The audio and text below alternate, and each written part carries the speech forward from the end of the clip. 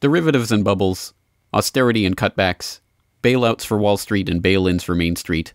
It's hard to find anyone outside of the rarefied world of television talking heads who doesn't understand that the international financial system is broken and spinning increasingly out of control. But the debate over what to do about it is rancorous, fractious, and rarely enlightening. Proposed solutions include government belt-tightening, taxing the rich, increasing quantitative easing, or voting for the political candidate who seems to offer the best deal for a given tax bracket. But all of these solutions miss the point. Money. Money is the common denominator of our current financial system, the currency that facilitates all of our daily interactions. We take its existence for granted, and while the debate in recent years has grown to include whether or not the government should print more of it or print less of it, the lack of comprehension about how dollars, euros, yen, pesos, and other government-regulated national currencies are themselves the very root of the problem, conceived in iniquity and born as debt owed to the commercial banking system itself, has prevented the conversation from moving past this infantile debate.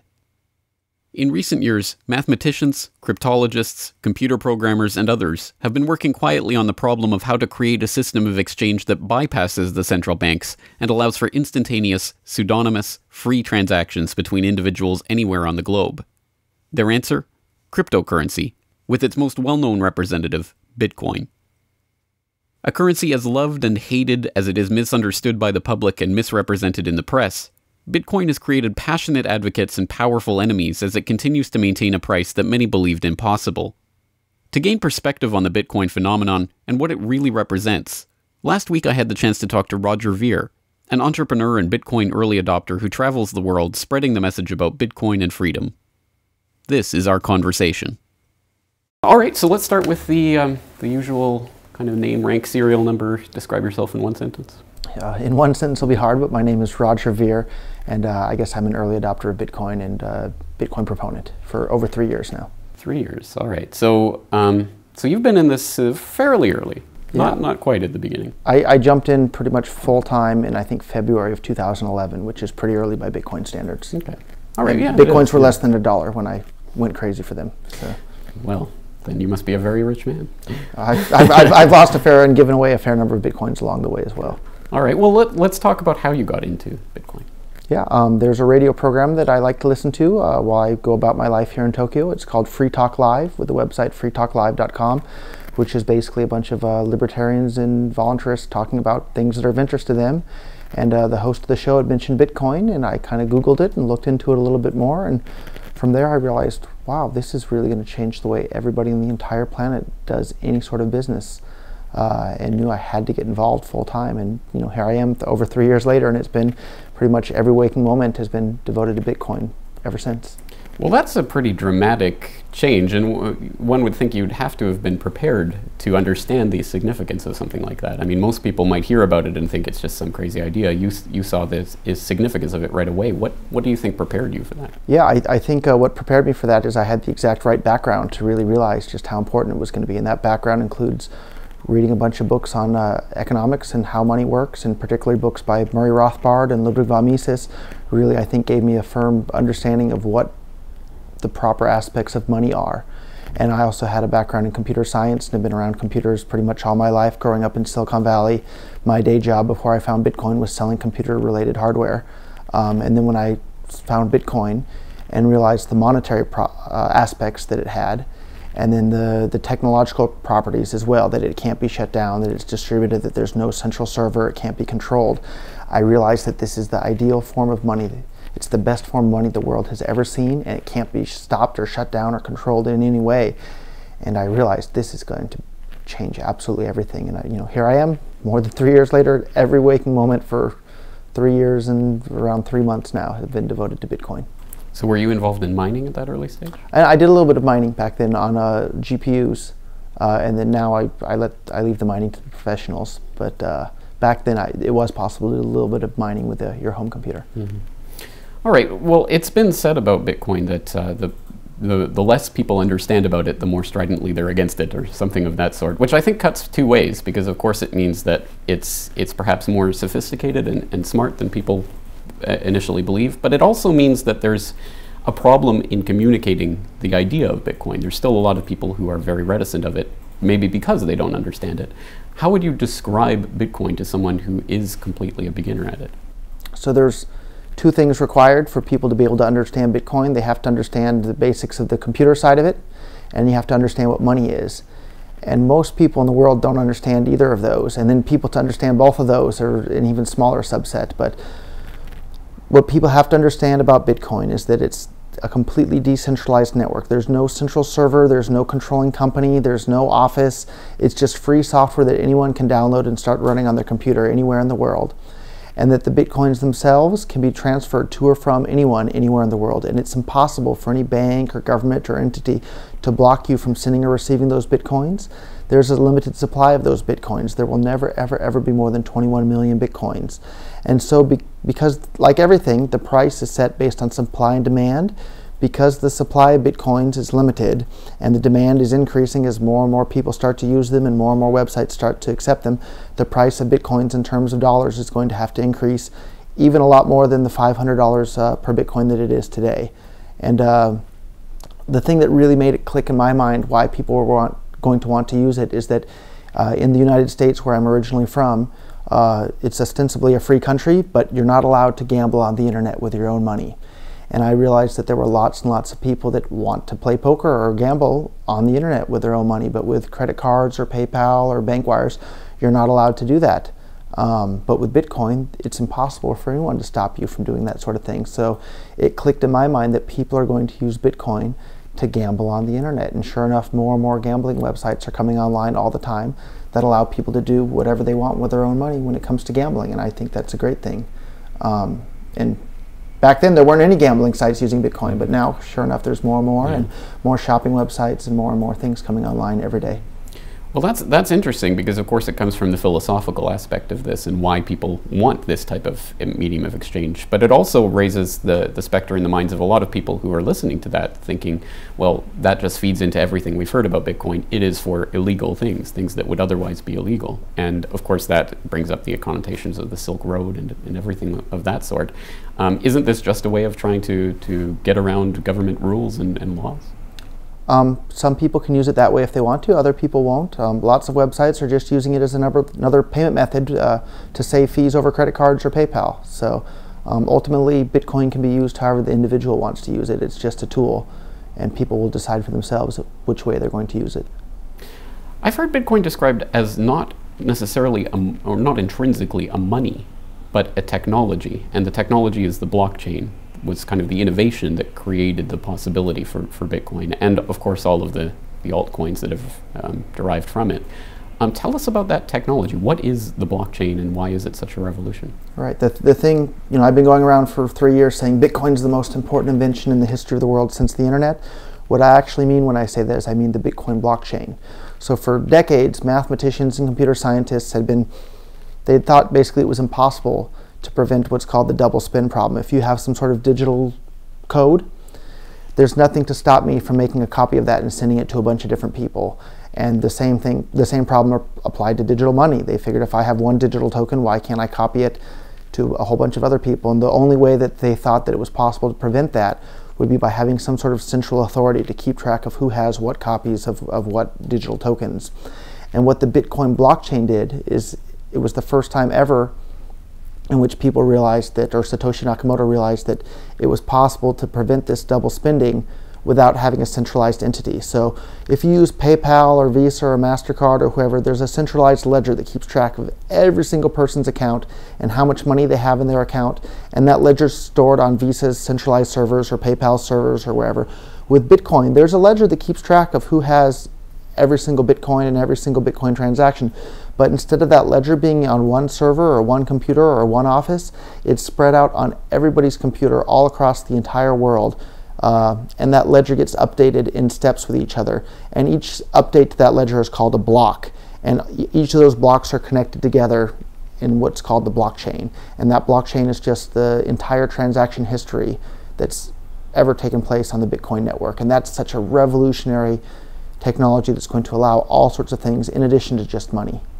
So the revolutionary aspect of that is that there is no, and doesn't need to be, and can't be any central location where that data is stored. And because there's no central location that's stored, there's no central authority, there's nobody that the governments or police or businesses can go to and say, change this or alter that or freeze this person's account or undo that.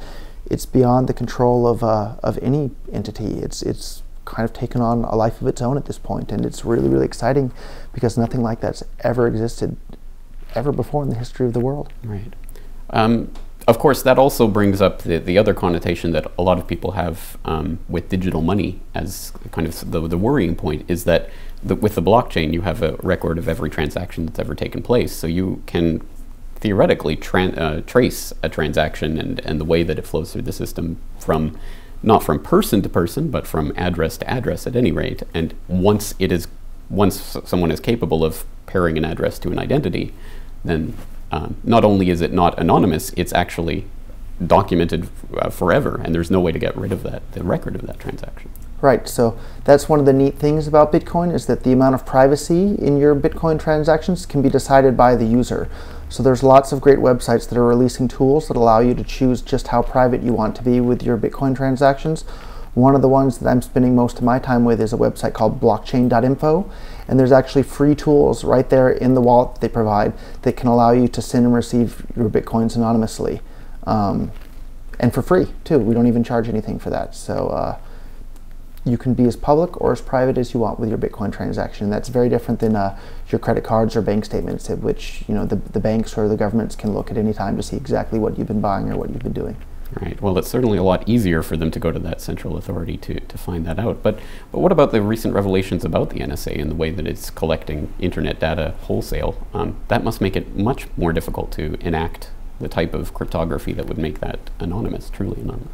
Yeah, well, it's hard to know exactly what sort of technologies the NSA has, but one of the things that has me so excited about Bitcoin is that most governments around the world, and the US government in particular, fund just about everything they do through inflation rather than direct taxation. So some things people are going to be more than willing to pay for. Lots of people are going to be willing to pay for, roads and fire departments and police and that sort of thing. Not so many people are going to be willing to pay with their own money for the NSA to spy on all of them, or for the United States military to drop bombs all around the world.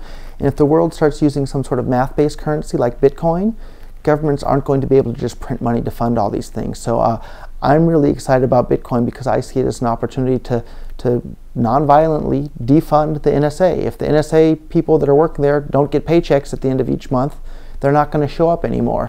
And all those really smart people that are working at the NSA can hopefully go and get hired to work for Bitcoin companies to work to make the world a better place rather than to spy on everybody for Big Brother.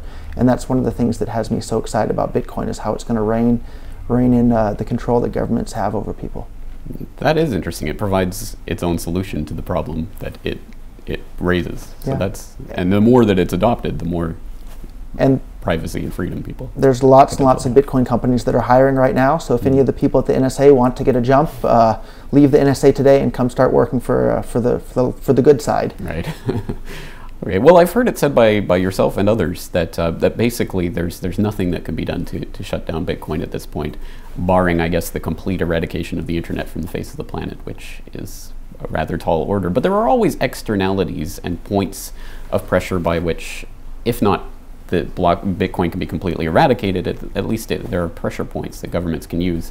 There was the recent ruling by the IRS that about capital gains tax with regards to Bitcoin usage. There's recently the Icelandic government attempted to implement something called the Aurora coin. That ended up going pretty atrociously, and I believe it's pretty much been abandoned by this point because of technical and security issues. It seems to me there's always ways that governments can come and kind of do something to Bitcoin, if not to get rid of it, at least to manipulate, adjust, or change people's perceptions of it. What do you say to people who have those types of concerns? Certain governments may do certain things to try and inhibit the growth of Bitcoin, but it only just takes one country anywhere in the world to be friendly to Bitcoin for Bitcoin to really be able to take off, because at some point Bitcoin will have a large enough market cap and a stable enough price where people won't feel compelled to instantly convert Bitcoins back into some sort of government-issued currency. And when Bitcoin hits that point, it's just so incredibly easy for anybody to use as a payment method that if people want to use it, they will. A good example, I guess, is in the United States. You know, most drugs are illegal, yet you can get them anywhere, including in actual prisons in the United States. Drugs are still available. So if people want to use Bitcoin, they're still going to have the ability to. And Bitcoin, you know, it crosses borders just as easily as radio waves do. So it's not really stoppable in that. It can be slowed down, but it can't be stopped. Well, what do you think about the altcoin phenomenon? Because there's nothing inherently about Bitcoin per se that's unique. It's the blockchain technology, which could be used by anyone, of course, and is being used by more and more in different altcoins. Is there a difference between Bitcoin and the various altcoins? The big difference is the amount of processing power behind Bitcoin. Bitcoin is by far and away the largest network ever. Bitcoin network is, I don't even know how many more times more powerful than the world's top 500 supercomputers combined. So several years ago it was already more powerful. Now it's probably hundreds if not thousands of times more powerful than the world's top 500 supercomputers combined. Whereas these other altcoin networks, the amount of processing power being used to secure them isn't anywhere near as big and makes them much more susceptible to various forms of attacks. And that's exactly what happened with Aurora coin that you mentioned earlier, is people attacked it and were able to successfully kill it. Attacking Bitcoin in the same way, I don't think is possible at this point, and hasn't been possible for a couple of years now. And that's what makes Bitcoin so much more secure. I personally don't own any of the altcoins, and the reason for that is that none of the altcoins currently are able to do anything that Bitcoin doesn't already do. And what makes some money useful is the number of people that are willing to interact and accept and exchange with that money. And Bitcoin, by far and away, has the largest network and largest number of people using it. So I don't really see any benefit in starting to adopt any of these other altcoins, because you only have a limited number of hours in the day for these programmers that are coding the websites. They should focus on one particular coin, which I think is Bitcoin, rather than spreading their time a whole bunch of other coins to do the same thing that Bitcoin already does. I don't see the point there.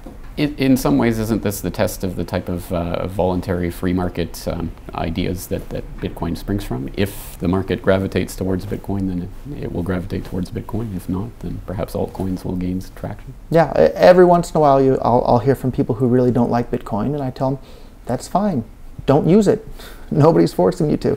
And it's the same thing with Bitcoin and all the altcoins. If you want to use an altcoin, feel free. I'm not going to stop you. I hope nobody else is going to stop you either. But if you want to, go for it. If not, don't worry about it. All right, you're Bitcoin Jesus, which is a silly and I suppose blasphemous name, depending on your religious beliefs. But if you are a Bitcoin Jesus, what does Bitcoin heaven look like? What does Bitcoin heaven look like? I think Bitcoin heaven looks like an entire planet of people using a money that they've chosen to use voluntarily, and that arbitrary groups of people can't just create more of out of thin air. So I suppose up till now we've been living in Bitcoin hell, but we're on the road to Bitcoin heaven, and we can see that every day by all these new businesses starting to adopt Bitcoin and new users starting to use Bitcoin, and I think we're definitely headed in the right direction. So walk us through a day in Bitcoin heaven where Bitcoin is fully implemented and everyone's using Bitcoins for their transactions. What does that look like from a day-to-day perspective? I don't think there's any one person that can answer that, because there's billions of people on this planet with billions of individual wants and needs and desires, and Bitcoin is just a protocol that anyone can choose how they want to use that protocol in their day-to-day life.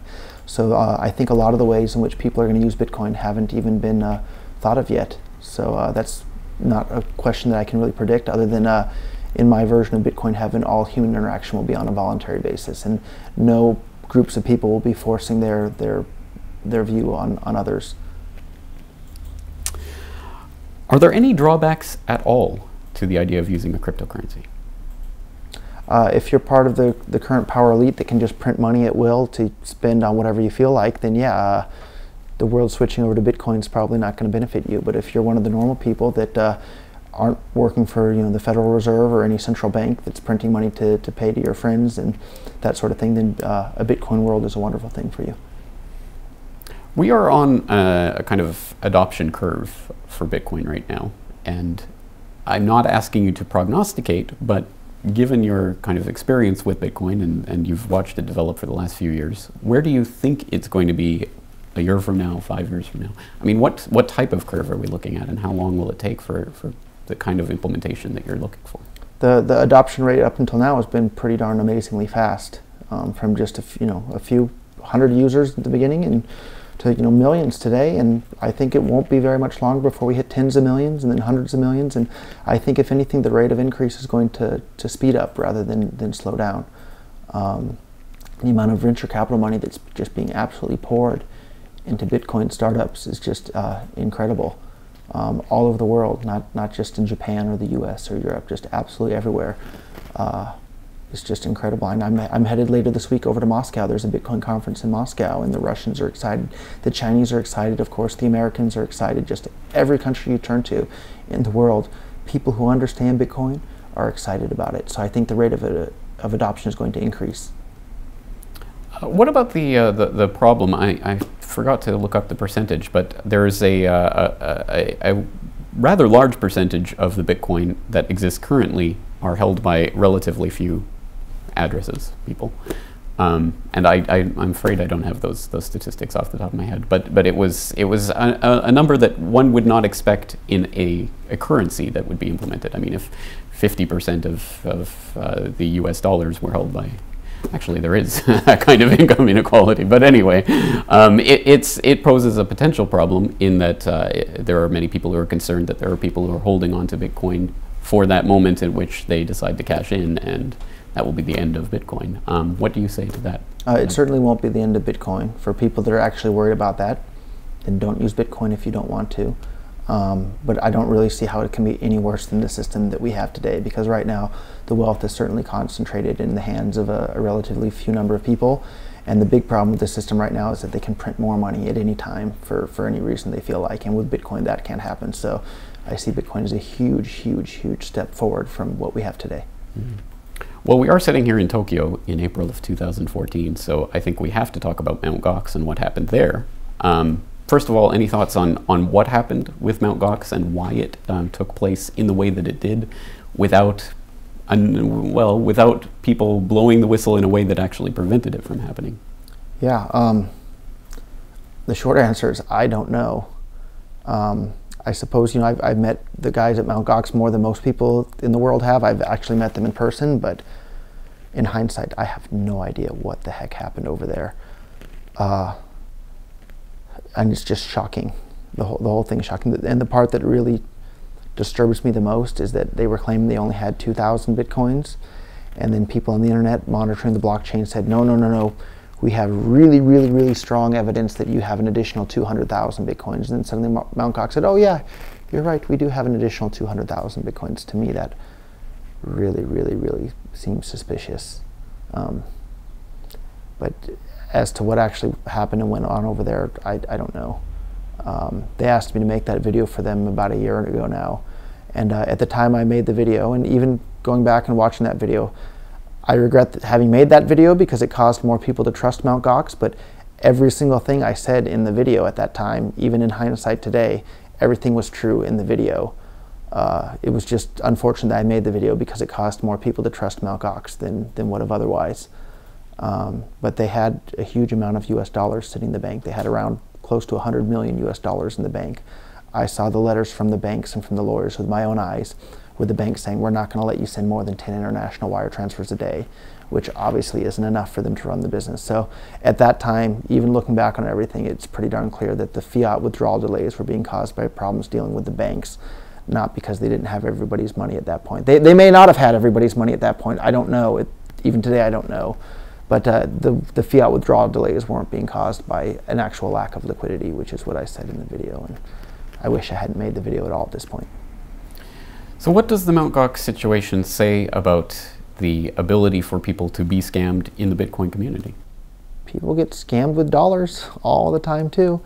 I think it just shows that people need to hold their Bitcoins in their own Bitcoin wallet. And if you're going to use an exchange for exchanging, send the Bitcoins in, get the dollars out, and be done. Or the other way around, don't store your dollars or your Bitcoins on an exchange ever, other than the actual time in which you're actually trading. And the rest of the time, hold your Bitcoins in a wallet in which you control the private keys. That means hold them in a blockchain wallet, hold them in an Electrum wallet, hold them in an Armory wallet, hold them in the Satoshi Qt client wallet.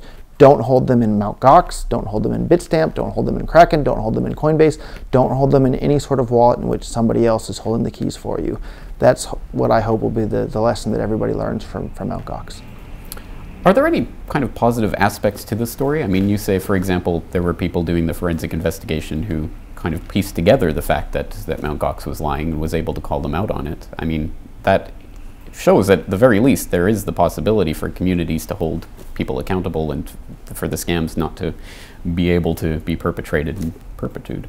Yeah, I'm most familiar with the U.S. regulatory system and how the U.S. stuff works. And you know, we had this problem with a man named Bernie Madoff, and people lost a huge amount of money. And a lot of people don't realize, and the media didn't play up, that Bernie Madoff was the head of the regulatory body that was supposed to be regulating all that sort of thing. So if that can happen with all the regulations we have right now, it looks to me like most of these government regulations are just an absolute waste of time and money and effort, and it keeps out the new players in the market that might be able to do something better or faster or cheaper or more efficiently than the current people in the market. And you know, a real good example of that is in the US, there's no Bitcoin exchange in the US serving US customers at this point.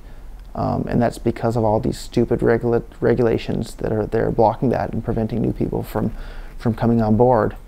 And it's really sad that that's the case. But someday, you know, in Bitcoin heaven, the whole world will just be using Bitcoin, and everybody can do whatever they want with their own Bitcoins, and they won't have to ask people that they've never met ever before for permission to start a business using Bitcoin. Mm-hmm. If a 60-year-old came to you today with their $100,000 nest egg and was saying, well, I'm trying to think of what to do with this investment, I'm planning for a long, happy retirement, how much of it should I put in Bitcoin? What would you say to that 60-year-old? Yeah, it depends on what their entire net worth is. If they're only worth $100,000, probably don't put much of any of it in Bitcoin. It also depends on what your time horizon is as well. If you're a young person with a higher risk tolerance, sure, put some more of that into Bitcoin. But if you're getting up close to the age of being ready to retire, don't put too much of your net worth in Bitcoin. But if you're a young person with a higher risk tolerance, sure, go for it. So that was going to be the other part of the question. So if you're 25 and you're just starting out and you want to save every month, what percentage do you think people should be putting into Bitcoin? It kind of depends on your financial circumstances. But you know, if you have a lot of assets already, put a good chunk into Bitcoin. If you're worried about where your next month's mortgage payment is going to come from or rent payment, don't put too much into Bitcoin. Don't put more than you could afford to lose is probably good advice for anything. Never ever keep all your eggs in one basket either. Very true.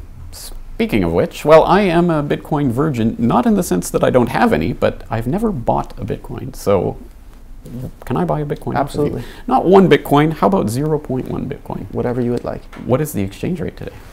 There's an app for that. We are in the land of the Japanese yen, so I will demonstrate that I do have the useless paper fiat currency to back up this transaction.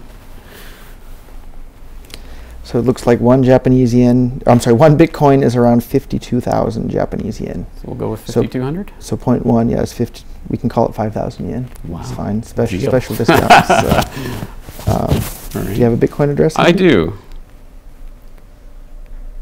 No, I don't know the best way to do this. You're going to... That's my... Okay, so I will scan that. And I will send you 0.1 Bitcoins, which is around 5,000 yen. A little bit more. Wow. And while we're finishing up, that can process. How long does it take a transaction like that to process? If you check your phone right now, you should have it. That cannot possibly be.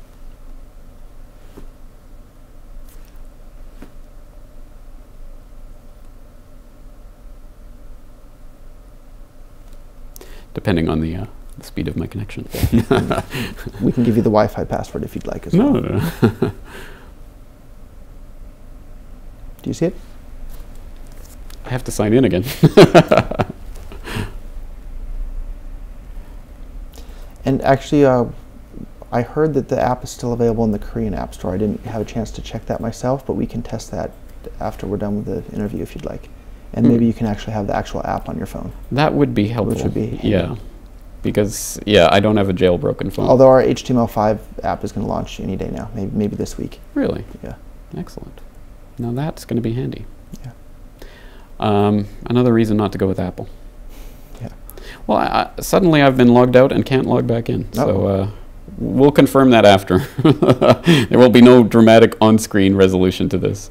All right, so any final thoughts that you have for anyone who is perhaps thinking about getting into Bitcoin? Where would you suggest they go first off as the resource? So it depends on what country you're in. If you're in the US, the easiest way by far to buy Bitcoins is Coinbase.com, but don't store your Bitcoins in Coinbase.com because they're holding them for you. So as soon as you buy them, transfer them out to a Bitcoin wallet in which you control the private keys. I personally recommend blockchain.info, but password security is very, very important as well. So I really recommend you use a password management software tool for that as well. Electrum.org is also a very convenient one, or Armory. Bitcoin Armory is another good one. Excellent. All right, any other final thoughts that you'd like to leave people with regarding Bitcoin and the future of money? Sure. Bitcoin isn't going away. It's not just a fad. It's not just a flash in the pan. It's going to change the way everybody in the entire planet interacts with everybody else, just in the same way the internet has changed how everybody on the planet communicates with everybody else. So spend some time right now today, educate yourself on Bitcoin. Go out and buy a little bit of Bitcoin so you can see how it works. You can read about it all day long. Actually using it is by far the best way to understand how it works. So go out there and don't spend more money than you can afford to lose, but buy a little bit and send it around. Go and gamble on a gambling site a little bit, or buy something from an electronic site or somewhere else.